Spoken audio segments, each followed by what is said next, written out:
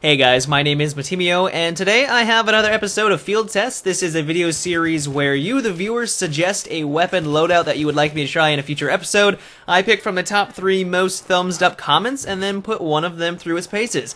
And for today, I'm going to be trying out the AN-94 with the 6x scope, the heavy barrel, the bipod attachment, and the health pack.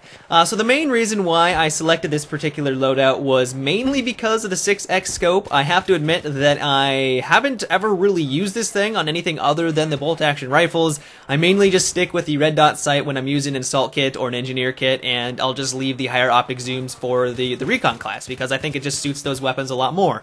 But I thought it would be a lot of fun, so I wanted to test it out. And I'm not going to go really into detail on the statistics on the AN-94. You've probably seen these stats a lot. So, you know, it's got the same damage model of all the assault rifles. Its reload time is average. It has great recoil. I mean, it's a fantastic burst fire weapon, and it's great for long range engagements, especially since you have me here using the heavy barrel attachment, which I think is perfect. I mean, clearly you want me to use this thing for long range combat. The heavy barrel is going to increase my accuracy at long range. It's going to increase my damage at medium distances. So really, it's a perfect attachment for that slot. But really what I wanted to talk about was what made this setup unique, which is the 6x scope. And it works the same way as the higher optic scopes for the bolt-action rifle. If you're trying to line up a shot, you do need to hold your breath, and that's something I found to be a little tricky for an assault rifle. I mean, you guys have probably seen a lot of my sniper videos. I have no problem lining up shots with the bolt-action rifles and the hold breath mechanic. I feel like I'm a seasoned veteran with it,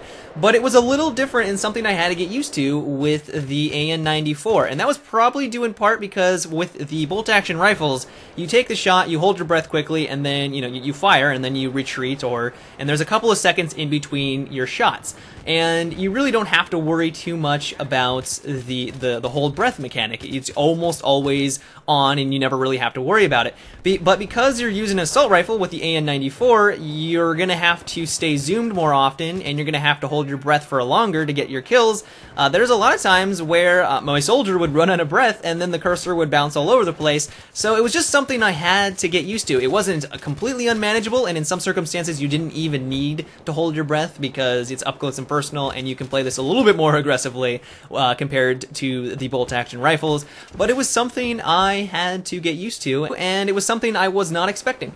Something I had to keep reminding myself of was that even though I am using an assault rifle, because I am using a higher magnification scope, I have sniper glint at the end of my barrel, which is something I never think about when I'm using an assault rifle. So, you know, in most cases, if I look in the general direction of an enemy, I'm using the red dot sight, I don't think I can get the kill, so I'm not going to shoot at them to notify, where my position is. So I'm going to kind of skirt around, try to flank them, and get the kill. But that was something that I noticed really, of course you can still do that with the higher optic scope, but if I looked in their direction, they looked in my direction, they will know exactly where I am. So I just needed to constantly keep that in my mind, and I needed to think more of like a sniper and less of an assault player and move around the map in that kind of general fashion. And that's exactly what I tried to do. I mean, I was not trying to go all Rambo style run and gun with this setup. As you guys can see in the video here, I'm trying to put myself into a position where I have a long range or long distance line of sight on my enemies.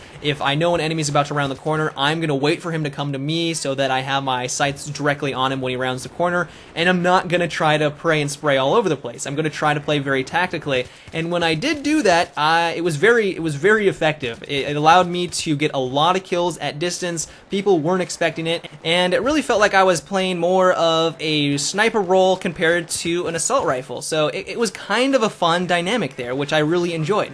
You have here that I should use the bipod attachment, which I thought was a fantastic recommendation, but to be honest, I really didn't use it all that often. I like to run around a lot more, and I don't like to bog myself down with that attachment and just sit in one area, but there were some circumstances where it did come in handy, and I was very glad that I had it, and really, the attachment has no negative aspect. The only thing I can think of is maybe that it will get you killed by a sniper every once in a while because you can't move around around and you're sitting in one area, so headshots are pretty easy to get on you. But other than that, it's a great attachment, and as long as you know how to use it effectively, it's perfect for this setup. I mean, you can shoot people from an extremely far distance. You don't have to worry about holding your breath. So, like I said, it's a great recommendation.